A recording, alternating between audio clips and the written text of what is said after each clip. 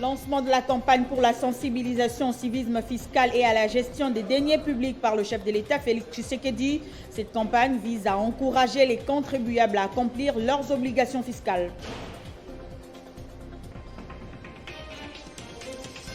Bonne nouvelle pour les Itouriens. Après une semaine de suspension suite aux opérations militaires menées contre les ADF, l'axe routier Komanda-Luna est désormais réouvert au trafic à la grande satisfaction des usagers.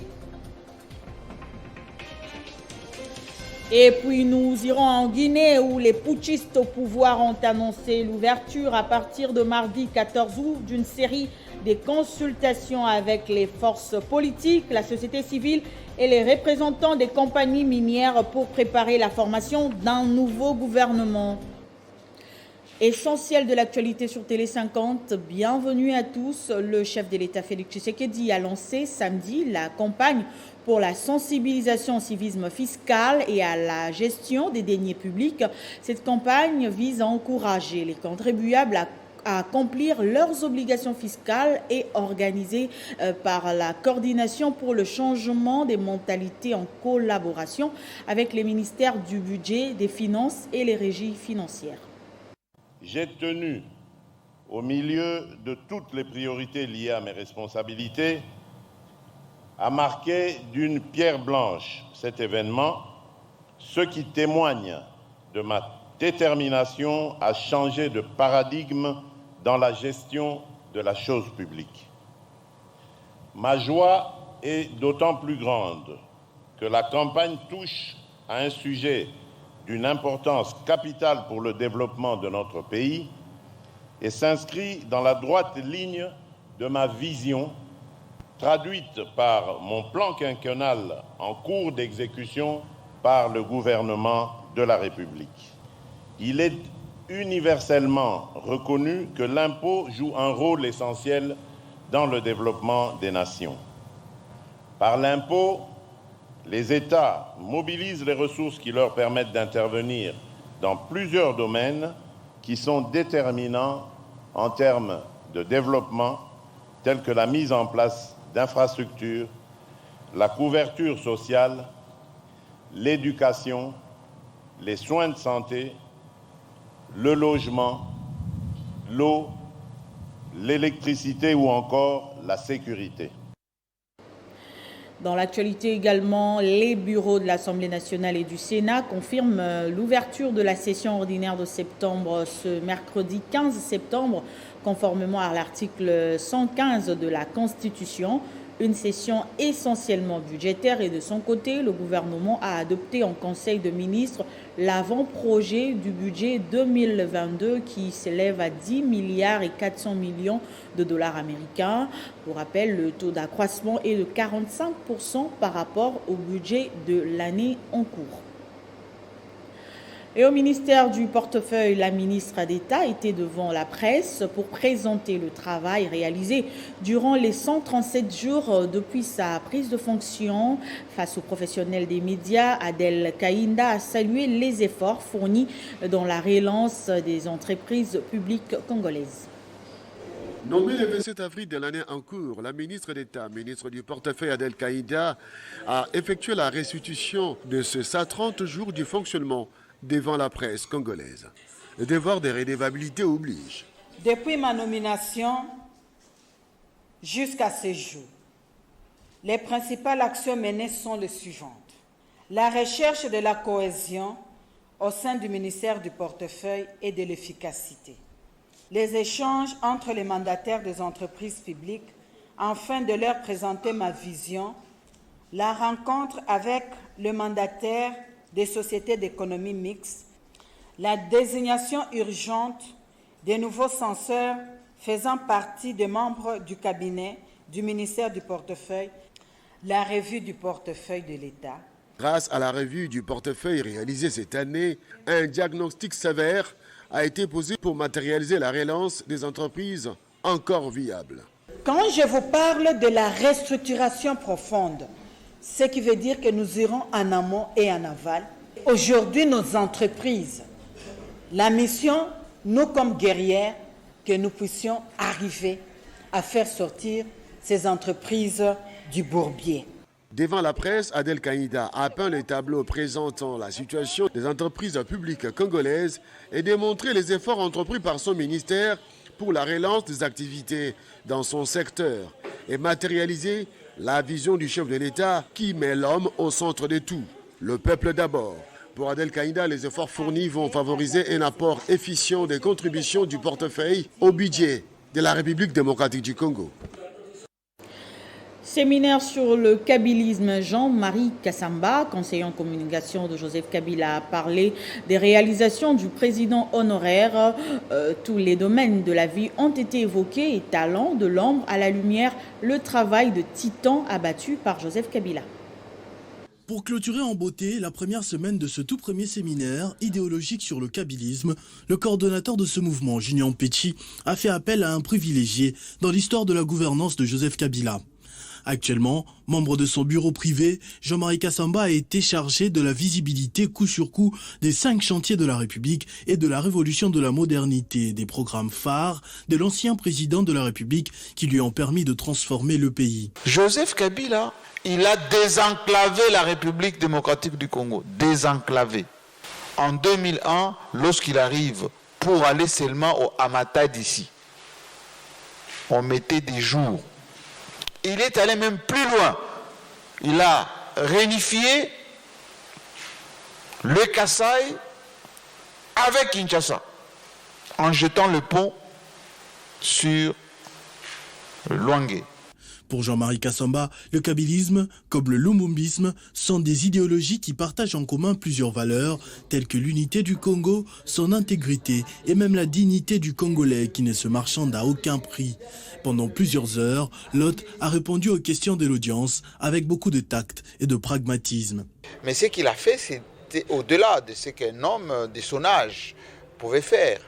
Moins de 30 ans, il est parti moins de 50 ans, en faisant la refondation de l'État, en donnant des textes à ce pays, un certain nombre de choses qui font du pays un État. Oui, il a fait suffisamment. Et je pense que l'âge qu'il a, c'est l'âge de la maturité politique et qui lui concède encore le temps de prouver de quoi il est capable.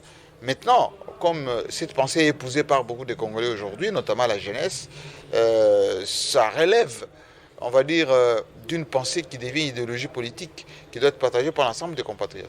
Junior Petit, initiateur de ce grand rendez-vous, se dit honoré par la disponibilité des différents intervenants et rassure que cette vision sera répandue dans les provinces par ses différents chefs des cellules de base. Et après avoir reçu ces enseignements, nous allons maintenant déployer nos ambassadeurs, des antennes qui seront installées un peu partout pour vulgariser ces enseignements, pérenniser la vision de Joseph Kabila Kabange que nous estimons meilleur pour le changement ou le développement de notre pays. Depuis jeudi, des dizaines de chefs des cellules de base de l'association Kabila Forever sont à l'école de l'idéologie de leur guide, le président de la République honoraire, Joseph Kabila. Rendons-nous à Kindu, dans le Maniema, où le coordonnateur provincial de la Fondation Initiative Plus d'Olive Lembe Kabila a tenu un point de presse pour éclairer l'opinion autour des allégations d'ambition politique attribuées à l'épouse de l'ancien président de la République. Les actions d'Olive Lembe ne sont pas du tout motivées par des intérêts politiques, mais seulement par l'amour du Congo, a-t-il précisé. Lembe Kabila Kabange, la fille de Maman Léonie, épouse de Joseph Kabila Kabange, n'a pas d'ambition politique. Son ONG est une ASBL humanitaire avec une mission d'aider les gens en souffrance. Le peu que Dieu lui a donné pendant les 18 ans quand son mari était président, y compris les fruits de ses activités, elle est commerçante, elle est agricultrice, elle est éleveuse, les bénéfices qu'elle tire par sa vocation, elle retire un pourcentage pour aller aider les gens qui sont en souffrance.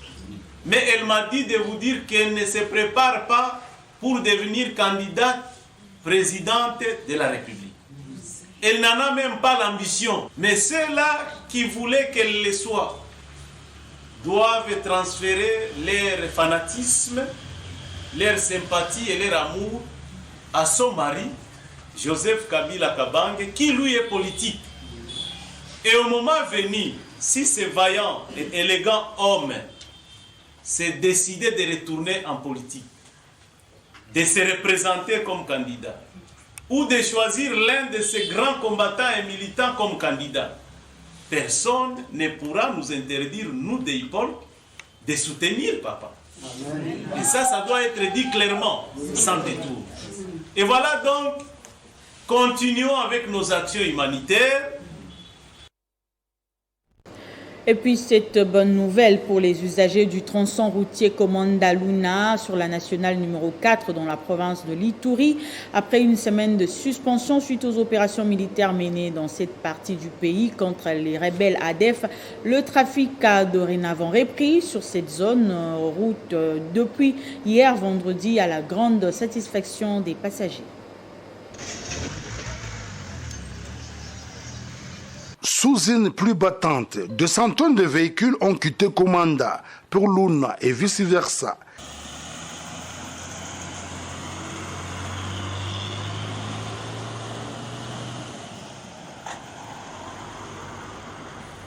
Ces engins roulants et les passagers ont franchi la zone rouge sous la haute protection des FARDC, convoi coordonné par le général Mugi Samoulek, commandant axe Ituri, accompagné de l'administrateur militaire du territoire du Roumou, le colonel Siro Simba.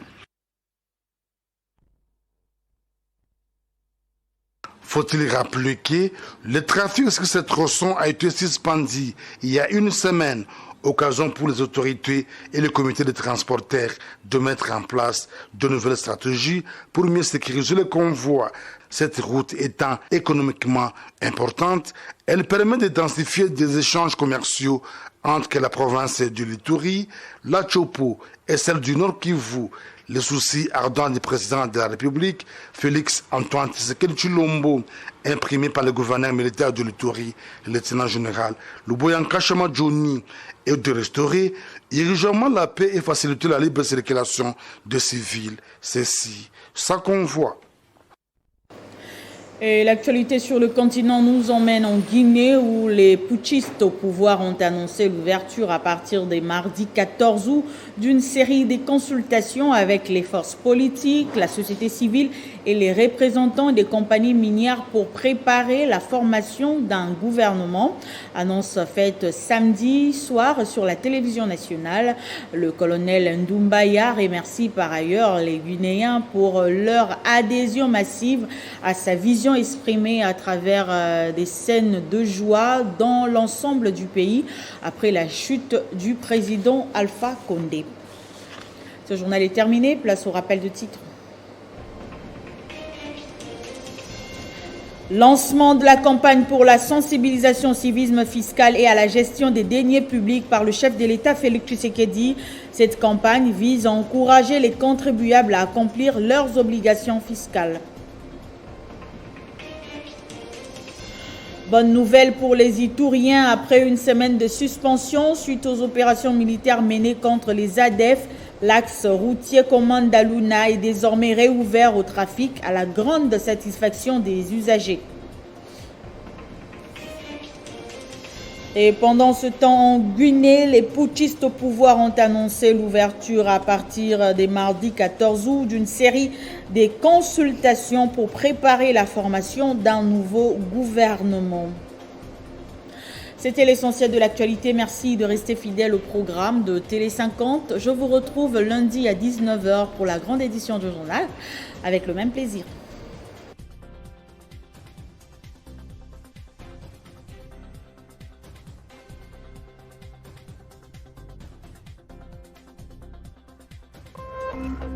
Téléchargez les infos Télé 50 sur www.tele50.cd.